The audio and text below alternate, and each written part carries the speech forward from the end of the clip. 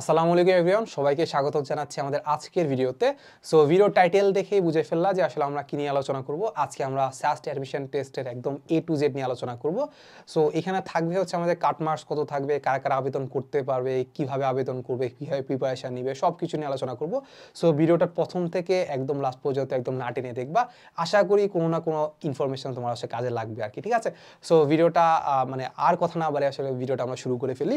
So সবার ফার্স্টে আমরা যদি আলোচনা করি যে আসলে আমাদের এখানে মানে আমাদের সাস্ট সার্কুলারে সবচেয়ে কনসার্নিং ব্যাপারটা এটা ছিল যে এবার আমাদের সাস্ট ফুল সিলেবাসে পরীক্ষা নেবে। এখন ফুল সিলেবাসে কেন পরীক্ষা নেবে এটা আমি নিজেও জানি না। তাদের আসলে সাস্টে ফুল সিলেবাস পরীক্ষা আসলে কী লাভ হবে যেখানে আসলে বইয়ের শর্ট সিলেবাসে পরীক্ষা নিচ্ছে।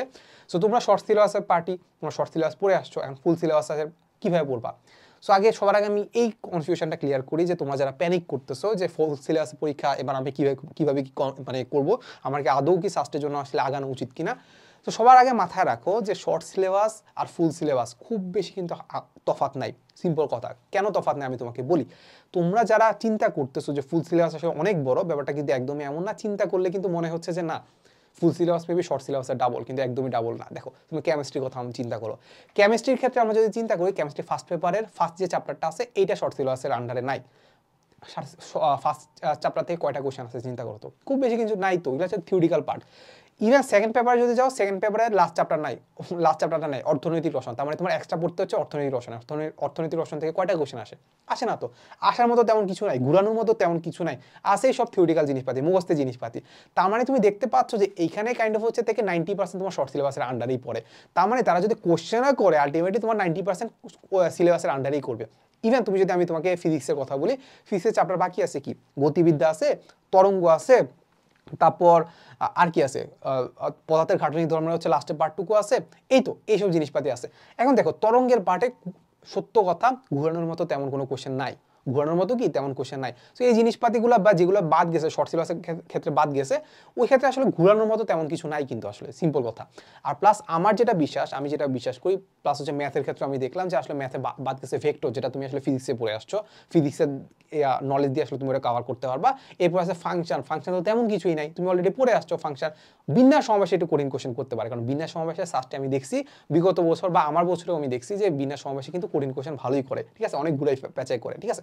যাই হোক, আমরা যেটা বললাম যে ফুল সিলেবাসও যদি বলে দিছে, তাও তুমি যদি শর্ট সিলেবাসও যদি পড়ে যাও, এটা থেকে আমি তোমাকে গ্যারান্টি দিতে পারি যে 80 থেকে 90% তুমি শর্ট সিলেবাসের আন্ডারে পাওয়া, এরও বেশিও পাইতে পারো। বাট আমি তোমাকে অন অ্যান অ্যাভারেজ বলে দিতে পারি যে 80 থেকে 90% তুমি কিসের আন্ডারে পাবা, শর্ট সিলেবাস। সিম্পল কথা, কিসের আন্ডারে পাবা, শর্ট সিলেবাস।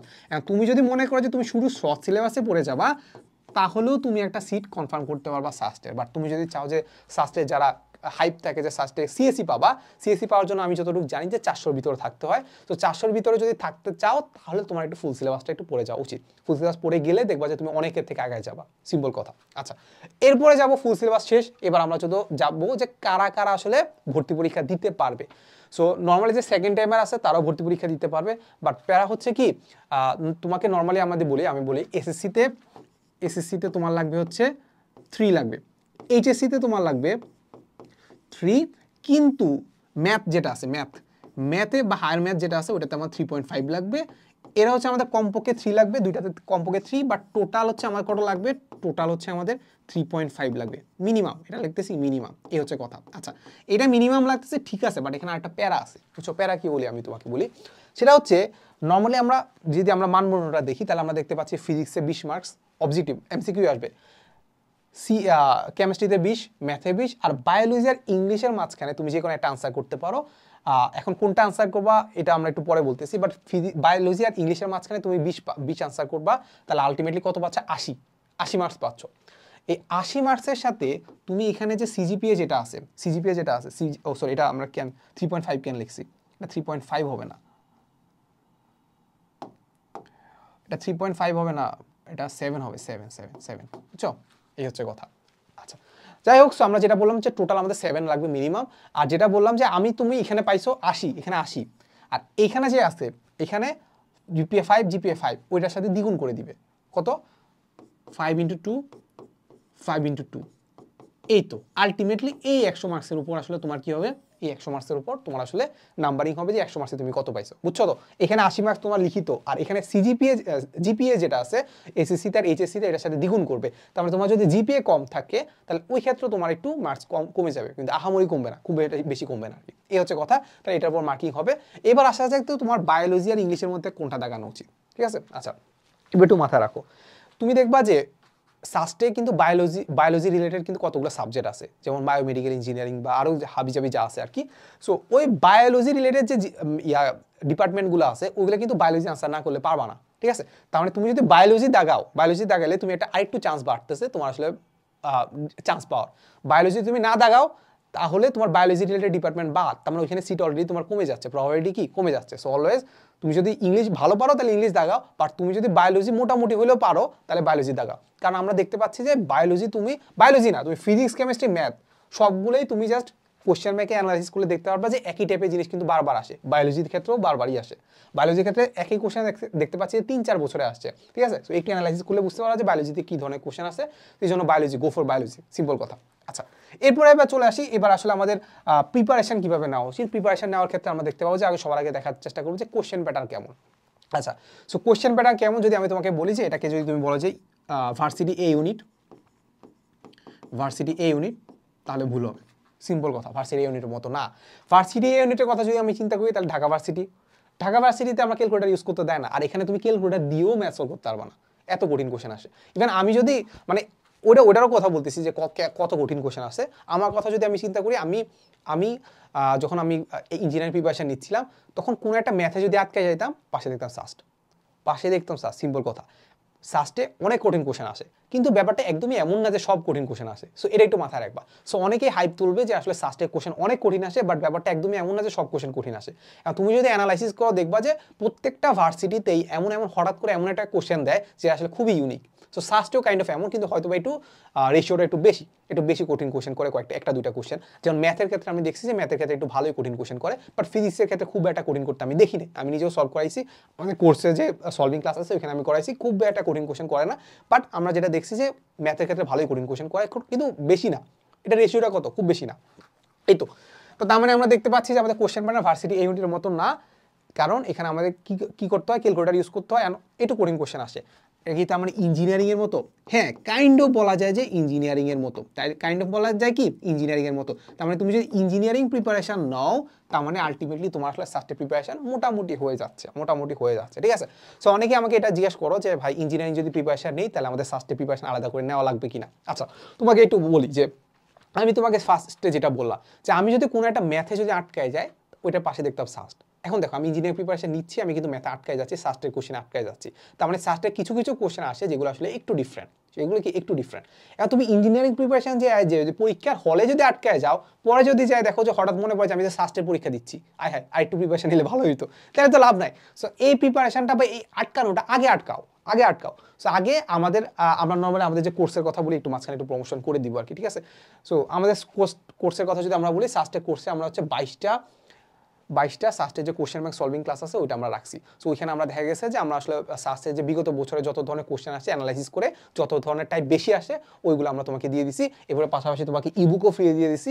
ইবুক ফ্রি দেওয়ার কারণে তুমি দেখা যাচ্ছে ওখানে থিওরি পড়তে পারতেছো, প্লাস অ্যানালাইসিস করে আমরা যে টাইপটা তোমাকে করাইছি ওইটার আন্ডারে অনেকগুলো ম্যাথ থাকতে পারে, ওগুলো নিজেরা প্র্যাকটিস করতে পারতেছো, প্লাস 100টা এক্সামও আছে। আচ্ছা, এইটার পাশাপাশি তোমাকে আমরা এই যে দেখো টোটাল ক্লাস 60টা কেন, কারণ হচ্ছে এখানে আমরা ইঞ্জিনিয়ারিং এমসিকিউ ক্লাসগুলো তোমাকে দিয়ে দিচ্ছি। ইঞ্জিনিয়ারিং এমসিকিউ ক্লাসগুলো দেওয়ার কারণে দেখা গেছে যে আমি যেটা বললাম যে ইঞ্জিনিয়ারিং প্রিপারেশন আর এটা question pattern kind of same বলা যায়। সো এই জন্য ইঞ্জিনিয়ারিং এমসিকিউ সলভ করার কারণে দেখা যাচ্ছে তোমার বেসিকটা আরও ক্লিয়ার হবে, জিনিসপাতিগুলো আরও প্রসেস করতে পারবা, জিনিসপাতিগুলো কীভাবে অ্যাপ্রোচ করতে হবে ওই জিনিসটা বুঝতে পারবা। ওই জিনিসটা বুঝতে পারার কারণে দেখা যাচ্ছে যে তোমার সাস্টের জিনিসটা আরেকটু সহজ মনে হইতে পারে আর কি, ঠিক আছে? এই হচ্ছে কথা। বাট এখন এই অল্প সময়ের মাঝখানে তুমি আসলে সময় যদি চিন্তা করি খুব বেশি একটা সময় নাই, খুব বেশি একটা কমও নাই।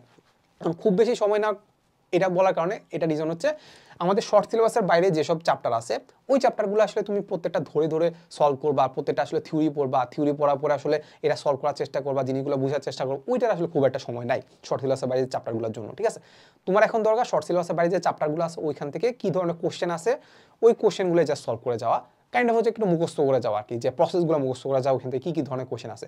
সো আমাদের আমাদের যে কোর্স আছে এই কোর্সে খুব সুন্দর করে শর্ট সিলেবাসের পার্টটুকু আলাদা করে দেওয়া আছে, এরপর আউটডোর শর্ট সিলেবাসের জিনিসপাতি আলাদা করে দেওয়া আছে। যেসব আউটডোর শর্ট সিলেবাস যে চ্যাপ্টারগুলো আছে ওগুলো যাতে তুমি খুব ভালো করে যে অ্যানালাইসিস করে দেখতে পারো যে এখান থেকে আসলে কী ধরনের কোশ্চেন আসে, তোমার যাতে খুব বেশি একটা মানে থিওরি পড়তে না হয় বা থিওরি না বুঝতে হয়, এইটা আর কি। আচ্ছা, তার মানে এই গেল।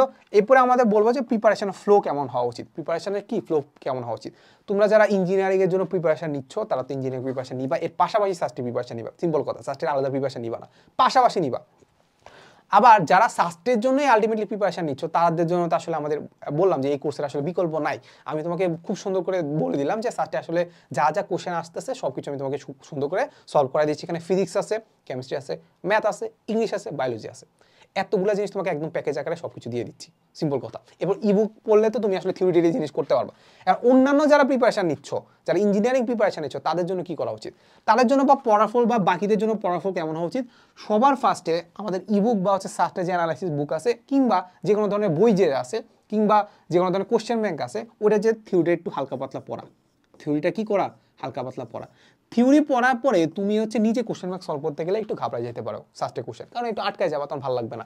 এই জন্য তুমি কি করবা, ক্লাস করবা। কি করবা, ক্লাস করবা, রেকর্ডেড ক্লাস করতে পারো, আমাদের কোর্সে ক্লাস করতে পারো, অন্য কোর্সে ক্লাস করতে পারো, প্যারা নাই, ক্লাস করবা। ক্লাস করলে দেখা যাবে যে তোমাকে ভাইয়াটা খুব সুন্দর করে বোঝাই দিচ্ছে যে সাস্টের এই কোশ্চেনটা কঠিন, এটা কীভাবে সলভ করতে হয়। ওকে, তো তুমি জেনে ফেললা যে ক্লাসটা করে তুমি বুঝে ফেললা যে এই জিনিসটা, এই টাইপের জিনিসটা আমি সলভ করতে পারবো। এরপরে চলে যাবো হচ্ছে কোশ্চেন ব্যাংকে, এরপরে চলে যাবে কি question bank solve. Question bank সলভে গিয়ে তুমি জিনিসগুলো কোশ্চেন ব্যাংক সলভ করা শুরু করবা যে এই টাইপের আমি করছি, এবার আমি এই টাইপের 10টা ম্যাথ করবো, নিজে নিজে 10টা ম্যাথ করবো, সিম্পল কথা, 10টা ম্যাথ করলাম।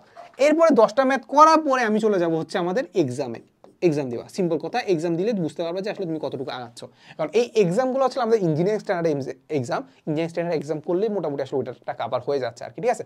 সো এইখানে দেখো সাস্টের ক্ষেত্রে আমরা 5টা অপশন আছে, 5টা যদি অপশন থাকে তাহলে প্রবাবিলিটি কিন্তু কমতেছে, মানে তোমার সঠিক আনসার দেওয়া। ইভেন সাস্টে এমনও করে যে ধরো তুমি কোনো একটা জিনিস ভুল করতেছো, মানে কোন জিনিসটা কীভাবে ভুল করতে পারো, কোনো একটা জিনিসকে ধরো ভুলভাবে আনসার দাগাইছো, মানে ভুলভাবে আনসার বের করছো, ওইটাও দেখবো যে আনসারে দেওয়া আছে। সো তারা খুব একটু ক্রিটিক্যালি একটু জিনিসপাতিগুলো হ্যান্ডেল করে আর কি। যাই হোক, সো যেটা বললাম যে আসলে তোমাকে একটু চিন্তা করা উচিত যে আমাদের অপশন টেস্টটা কীভাবে করতে হয় কিংবা ক্যালকুলেটার কীভাবে ইউজ করতে হবে। সো ক্যালকুলেটার হ্যাক্স কিংবা হচ্ছে অপশান টেস্ট, এই ব্যাপারগুলো তুমি জাস্ট পরীক্ষার 1-2 দিন আগে কিংবা 4 দিন আগে বা কিংবা হচ্ছে 1 সপ্তাহ আগে হচ্ছে ইউটিউবে ঘাটলে ইউটিউবে হাজার হাজার কন্টেন্ট আছে, ওইখান থেকে দেখে ফেলতে পারবা। এই তো, তাহলে এর বেশি কিছু আমার কাছে মনে হয় না যে খুব বেশি কিছু লাগতেছে, কারণ তোমার প্রিপারেশন যদি একটু ভালো থাকে, বেশি যদি একটু ভালো থাকে, কিংবা এই কোর্সের কথা যদি আমি বলি তোমার এটা দুইটার জন্যই ভালো হতে পারে। খারাপ স্টুডেন্ট যারা আছে যাদের প্রিপারেশন খুব বেশি ভালো না তাদের জন্য এটা একটা লাস্ট অপশন হতে পারে যে আমি সাস্টের যে কোশ্চেন ব্যাংক আছে ওগুলো আমি গিলে যেয়ে হচ্ছে পরীক্ষার হলে দিয়ে দিব, ঠিক আছে, বমি করে দিব, তাহলে ওটার থেকে আমি কিছু একটা আউটপুট পাবো, ঠিক আছে। আর যারা ভালো স্টুডেন্ট আসো তাদের জন্য তো কোনো একটা ধরো অন্য কিছুর জন্য টার্গেট নিচ্ছ, বুয়েটের জন্য টার্গেট নিচ্ছ, তাদের জন্য একটা সাস্টের একটা সেকেন্ড অপশনও হইতে পারে যে না ভাই আমি সাস্টের একটা সিট পাইতে চাই, এখন আমি ওই প্রিপারেশনের সাথে একটা ব্যাকআপ একটা প্রিপারেশন নিতে হবে। সো এটা খুব বেশি এটা কিছু না, মানে অল্প একটু প্রিপারেশন নিলেই হচ্ছে। সো এখান থেকে জাস্ট আমি তোমাকে বলি যে তোমাকে একটা কুপন দিয়ে দিতে পারে, এটা কুপনটা আসলে বেশি দিন থাকবে না। সো মোটামুটি এটা প্রাইস হচ্ছে 550 টাকা, খুবই কম, খুবই কম। বাট তুমি যদি সাস্ট 20 ইউজ করো তাহলে 20% ফ্ল্যাট ডিসকাউন্ট পেয়ে যাওয়া, 440 টাকার মতো আসে। রেস্টুরেন্টে খাইতে গেলে হচ্ছে বেশি টাকা খরচ হয় আর কি, ঠিক আছে। তো যাই হোক, সো আজকে ভিডিওতে মোটামুটি আসলে আমাদের সাস্টের কোর্সের প্রমোশন করছি, ঠিক আছে, বাট আমরা কিন্তু A to Z আলোচনা করছি। এখন A to Z আলোচনা প্রমোশন কেন করলাম, কারণ এটা আলটিমেটলি আমি নিজে পুরো ডিজাইন করলাম, প্লাস হচ্ছে আউটডোর শর্ট সিলেবাস যে পার্টটুকু আছে ওটার জন্য আমার কাছে মনে হয়েছে যে তোমাদের আসলে এটা দরকার, তোমার কি দরকার। এখন ধরো আউটডোর শর্ট সিলেবাসের জিনিসপাতিগুলো তোমরা আসলে চ্যাপ্টারের নামও জানো না, ঠিক করে জিনিসপাতিও জানো না, তখন তোমাকে কিন্তু হালকা পাতা একটু থিওরিও জানা লাগে, হালকা পাতা কি থিওরিও জানা লাগে, ওই জিনিসটা কিন্তু আমরা করে দিছি। ম্যাথের ক্ষেত্রে আমাদের তোকি ভাই ক্লাস নিয়েছে, তোকি ভাই কিন্তু খুব ভালো করে তোমাকে বাকিরাও করছে, বাট তোকি ভাইটা আমি জানি যে পার্সোনালি উনি আমাকে জানাইছে যে আমি থিওরি পার্টটুকু আলোচনা করে দিছি, এরপর আমি তোকে সলভ করাইছি। এই তো, সো দেখা হবে নেক্সট কোনো ভিডিওতে। আসসালামু আলাইকুম সবাইকে।